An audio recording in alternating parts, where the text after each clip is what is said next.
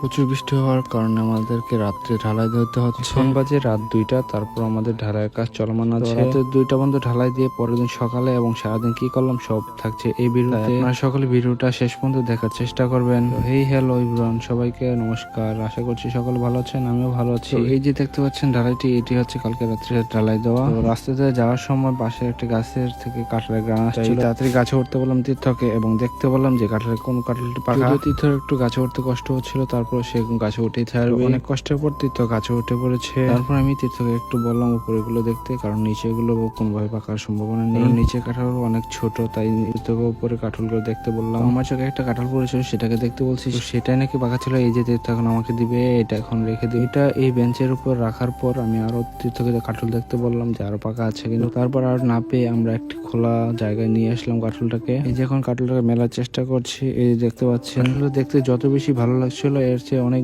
মজা ছিল কাঁঠালটা খেতে। এটাকে আমরা সব মিলিয়ে ফেলবো এবং সবাই মিলে খাবো। তো দেখতে থাকুন লাস্ট পর্যন্ত ভিডিওটা। তো আজকের ভিডিও এই পর্যন্তই, দেখাবো অন্য কোনো ভিডিওতে অন্য কোনো বিষয় নিয়ে। তো ভালো থাকবেন সকলে, টাটা বাই বাই।